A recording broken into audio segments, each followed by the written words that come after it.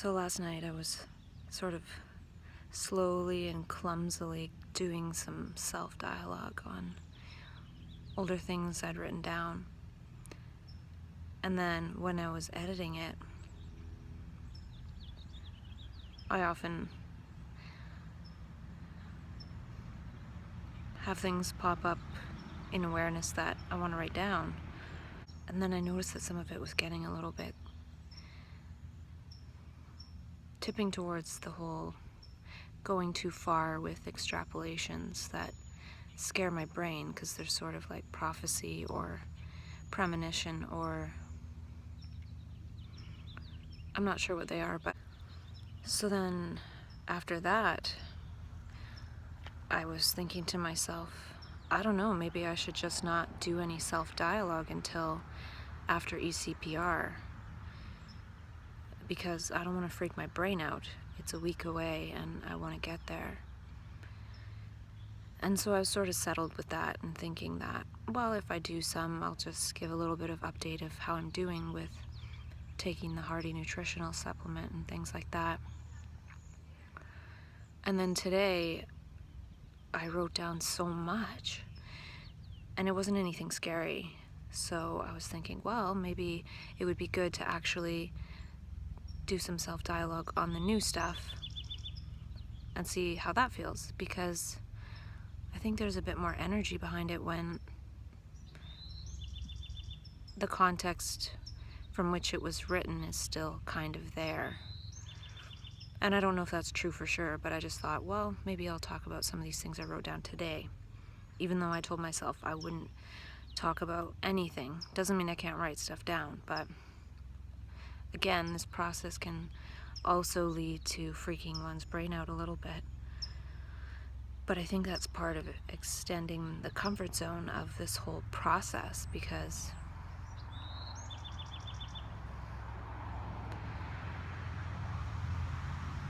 when one is seeing possibilities, one can see scary possibilities too.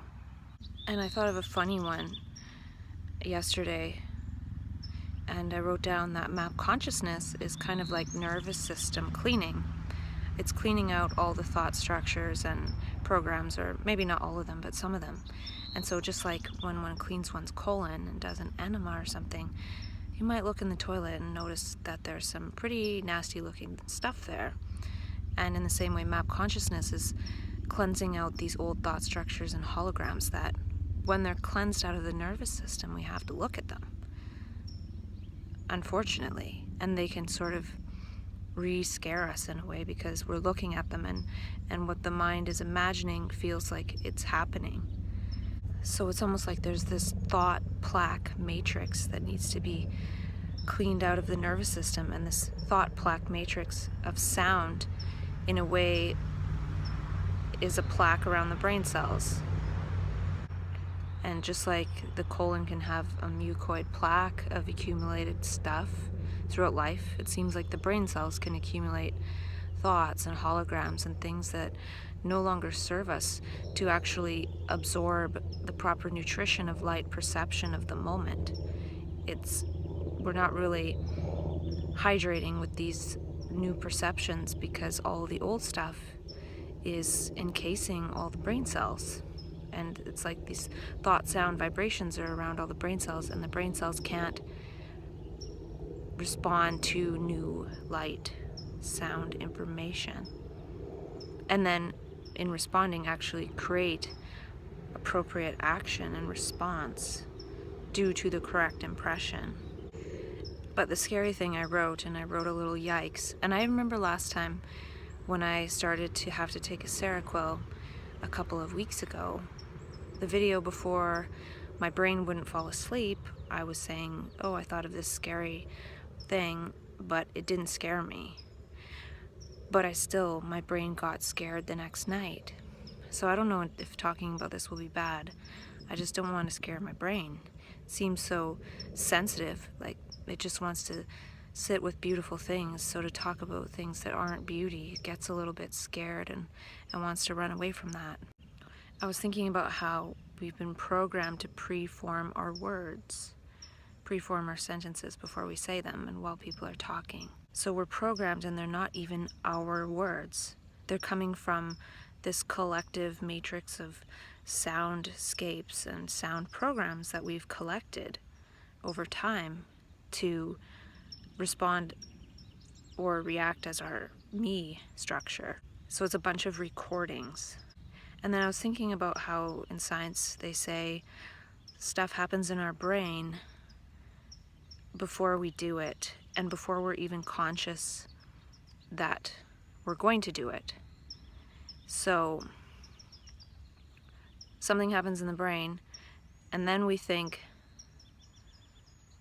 that we're going to do that thing. So we think we thought the thing, and then that's why we did it. But it already happened in the brain before we were consciously aware that we thought it. So they're saying, like, is there a free will?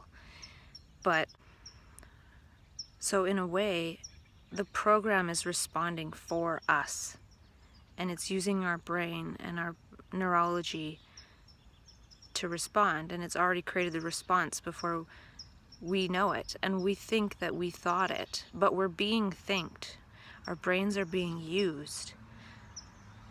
Science thinks it's this interesting phenomenon, but really our brains are being used by these programs, and we're speaking as these programs. So again, it's more like language viruses. And so when we go beyond the program and map consciousness, we can see these programs, and I feel like when we go beyond the programs and we're living in beauty and spontaneity and all these other rich human dimensions, when we start to fall out of that because we lose the energy of that, it's one of the ways that we react so violently to, again, being dipped into thought, is that when we're in those clear spaces of perception and everything's beautiful, we're very vulnerable and sensitive, and we're acting in the moment based on the beauty that we're perceiving. But when we start to run out of that energy of beauty and we start to see the ugliness, we react very violently to this ugliness that society's created. So there's some beauty, and when we're walking in so-called mania, we're sort of seeing that and augmenting that. And it's creating, the perception of that is creating new brain cells for that. So that's the blueprint. But it loses steam, I think partially because it's something that needs to be walked out with other people. It's not something that is supposed to be a personal phenomenon. It's actually the opposite of that. But if one is only in it by oneself, at some point it's bound to become something that seems personal.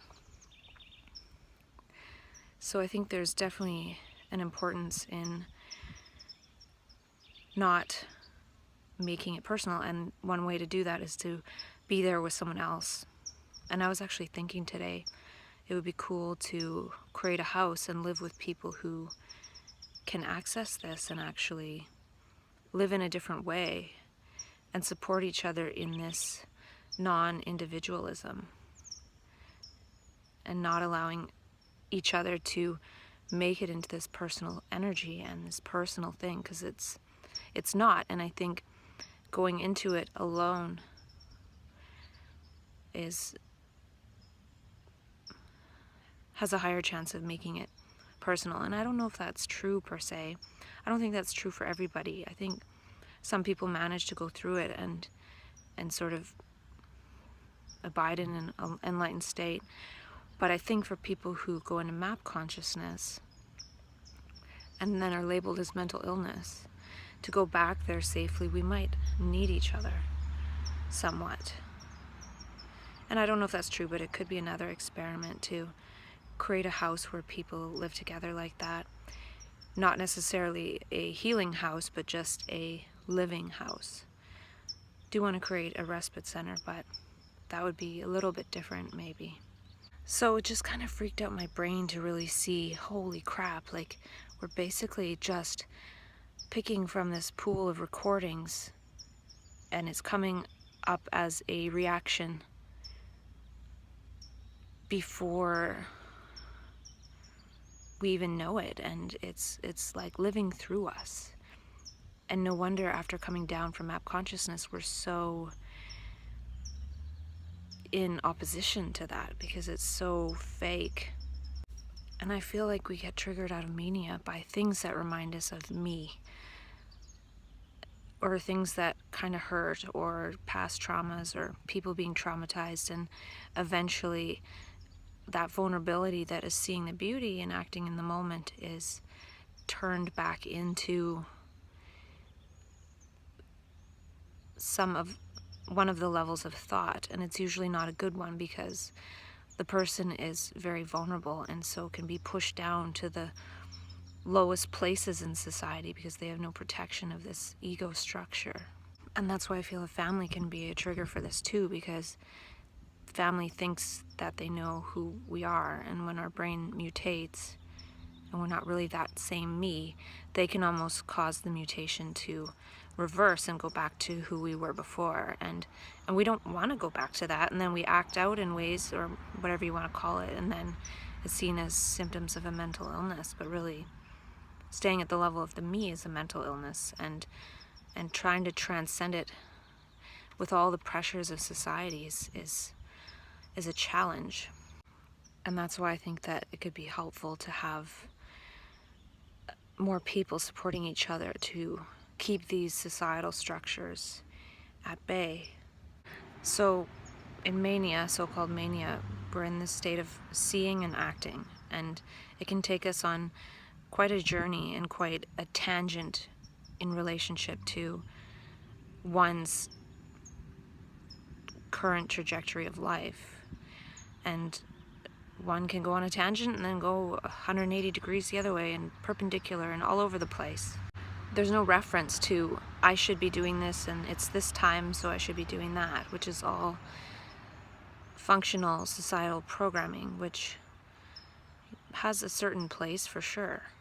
But with all that extra energy, one totally ignores those things. So we're seeing and acting in mania. And it also happens in so-called psychosis, seeing and acting.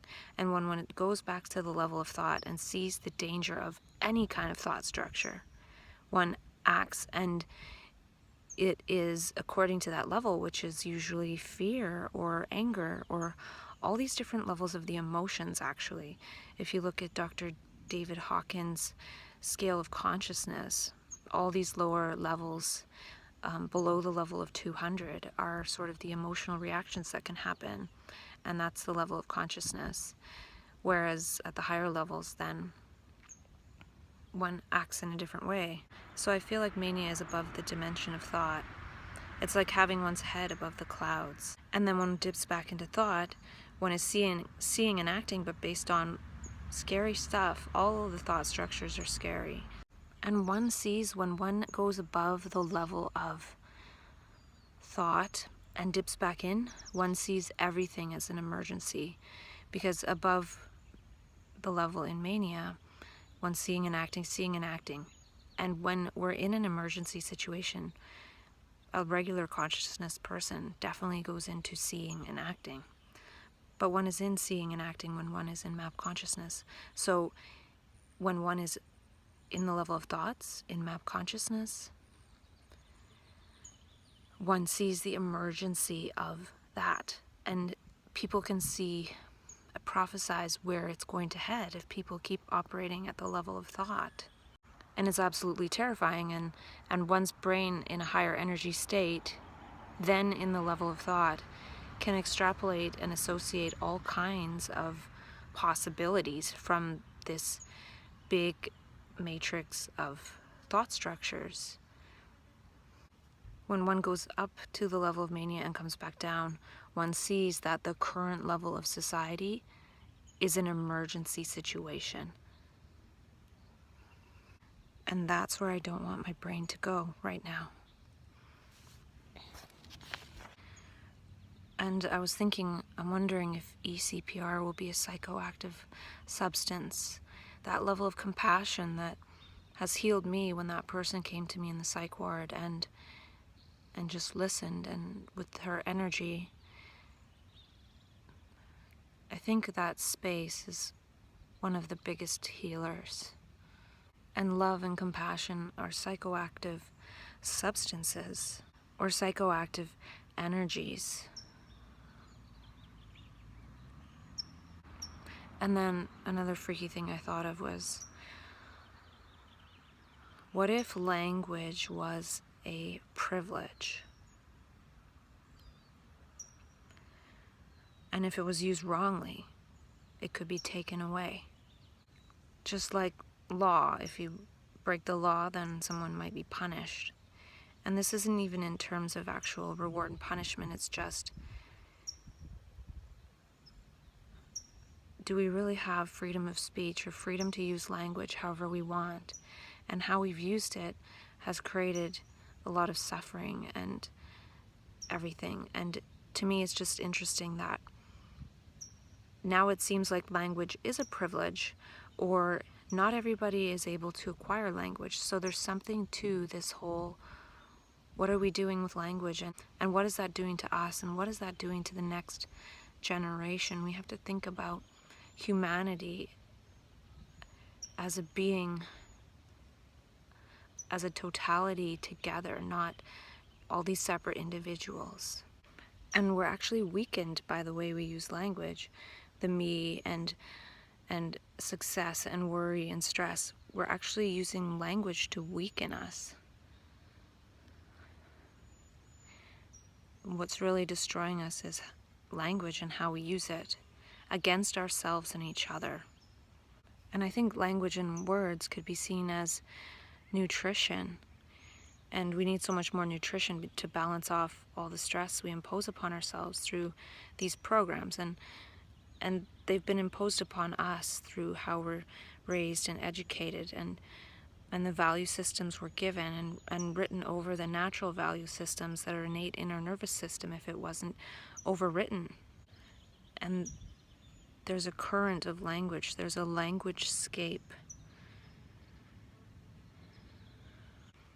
And I feel there's a wellspring of insight that can be given voice to in the moment. And this is a different way to use language and to allow language to flow through us. So it's a current of insight language, which is something new. It's new in the moment without accumulating. And we become a voice of insight, which is wisdom in a way. And when this wisdom and insight switch happens in the brain, at first it's kind of nonsensical, but it can be pruned. It's almost like an explosion of learning every second.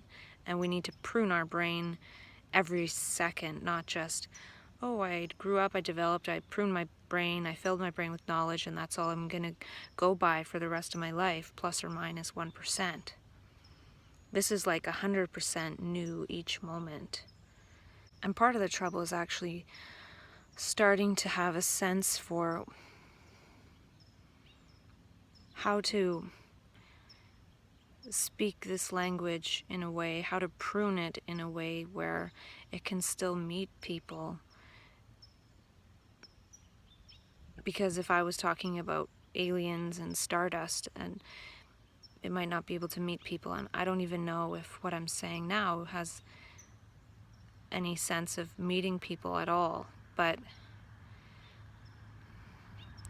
maybe that's part of the self-dialogue process, is talking and talking, so then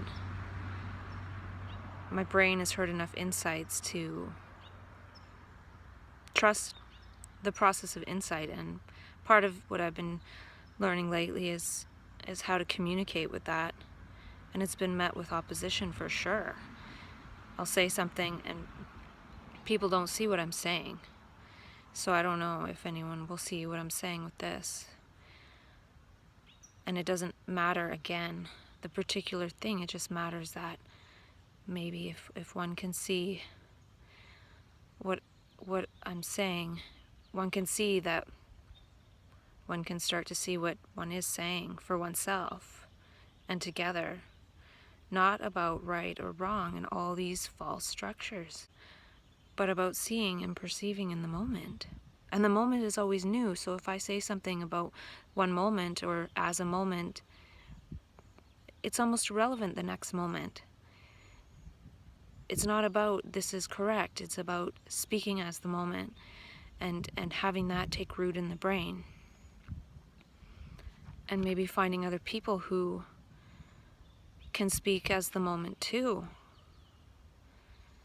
Not as, oh, that doesn't sound right, that sounds wrong, that's blah, blah, blah, blah. Like, it's about the moment is always new and getting one's brain in touch with that. And I would hope that other people who maybe have gone into that state spontaneously can get some of it back. Because it's really important to be able to speak in possibility.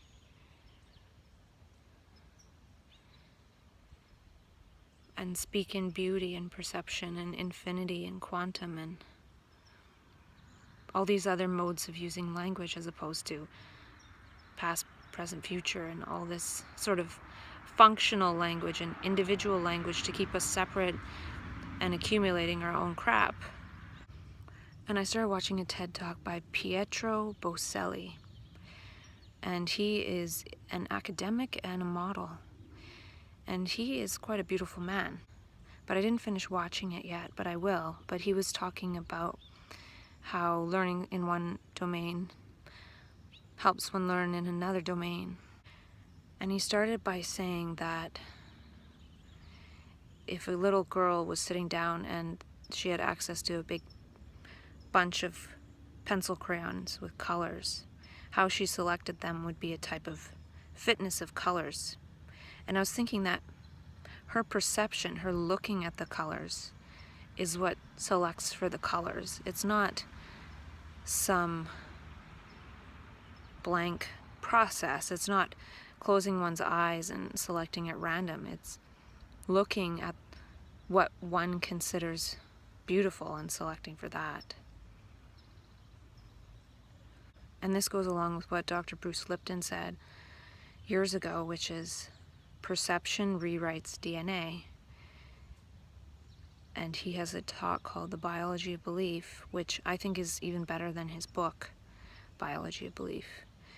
And I watched both, and he talks about epigenetics and how he even said in the talk there's something called genetic engineering genes, where there's genes that know how to write new genes if needed for survival.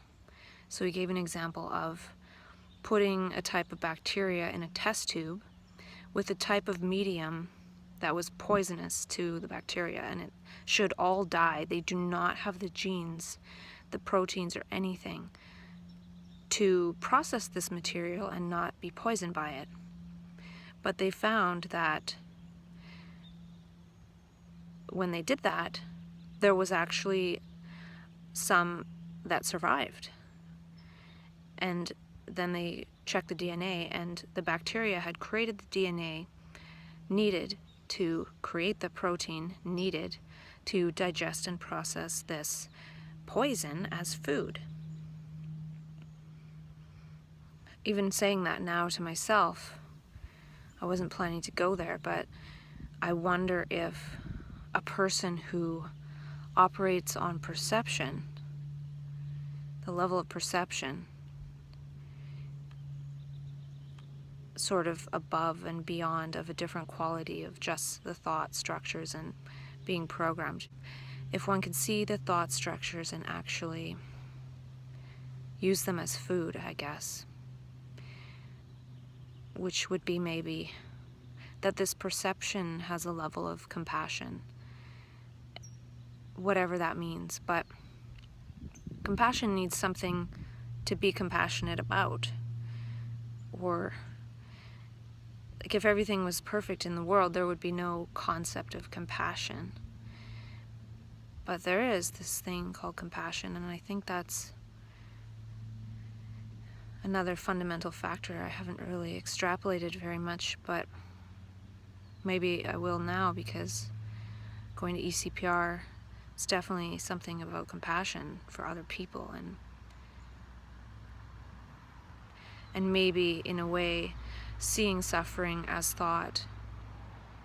Perception can sense just to be spacious and hold compassion for that, and maybe in a way it sort of dissolves that without anyone really knowing what happened. It's sort of a different thing beyond trying to fix, or just seeing that something sounds like it needs some healing and just being that healing space. And I actually remember, I don't really talk too much about Dion V. Mall, but I did study with him temporarily. And when he was here, well, when he was where I live, and I remember he says, you become a healing force just by your look. You heal things. And so sometimes things that he said pop into my awareness. And I'm not really sure. Actually, something I'd like to do one day is go and see him and kind of thank him for things, but not sure if I'll do that and when. Seems like I've put several levels of possibilities out there for the future. But he also said something about, I don't remember what talk, but he said, I know it sounds kind of schizophrenic, but it will have to do for now. So to me it was a clue that this thing that is called mental illness is actually part of the program. So the level of thought would see it as mental illness, but people who have been labeled and have different contexts for it see it in a different way, but still kind of play the role of having a mental illness because it's pretty hard to avoid.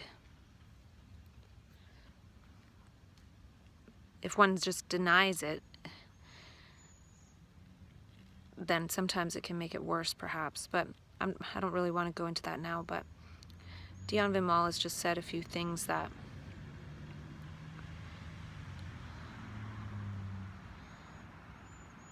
just make me realize that it's all kind of part of the design. I won't go there now because it's freaky brain territory. So perception selects for DNA and genes and creates genes, writes genes. So I feel like we don't have enough beauty genes in our body. And if we perceive beauty, then we can start to see more and more beauty. Like this morning, I was walking through a room and I just looked over and there was the weirdest looking bug. Again, my peripheral vision just picked it out. It wasn't that I was staring at that one point on the ground. It was in the whole perceptual field, and it being there, that thing, that insect, that thing of wonder and curiosity that I wasn't wondering about, I didn't know it ever existed. It picked out that new, beautiful, interesting, fascinating thing. And my head moved to look at it. So it was picked out in my perceptual field, and then that moved my head. So perception caused my head to move towards that interesting thing. Not, oh, I'm looking for this and looking for that and just going like this with blinders on. And so I'll share a picture of it because it was really weird looking.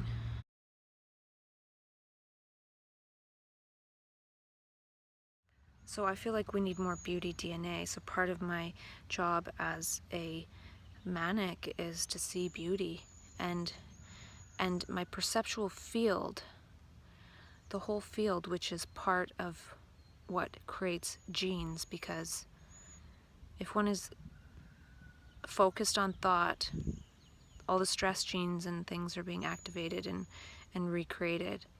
But if one is relaxed in their perception and let the whole field select for something, when I look at that thing, it creates something in my brain to actually witness that insect, which most people would walk by and not even see, or if they did see it, they would just squash it. So it's different that way. So there's something about the perception of thought stuff that is sort of ugliness, and having compassion for it, and maybe in the compassion for that, maybe that can actually make it beautiful somehow. Like it can maybe be food for perception, when right now it feels like poison. Like, can the brain that's gone above the clouds in a way to that other dimension, can one come back in a way and use those thought things as food? Like with what I want to do when I go back home is create compassion and psychological safety. So in order to do that, one needs people with suffering thoughts, and the objective in a way is to diminish that suffering. But in a way, the suffering is food for the compassion. It's kind of this weird way to think about it, but I'm trying to find a way, because I do know that I will be, to see maybe if I can just be there and listen without judging even those thought structures, then maybe there's something that does something.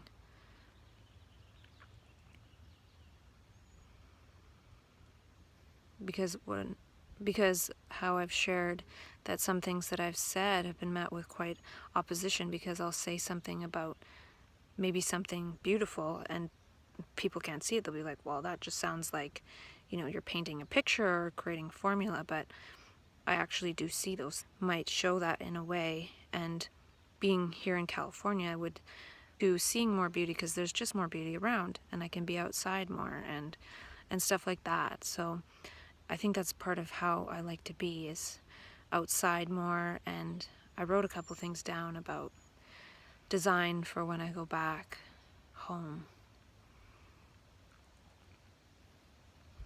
But I better end this video, and I think I'll make another one, because I haven't even got to anything I wrote down today except for that thing about Pietro.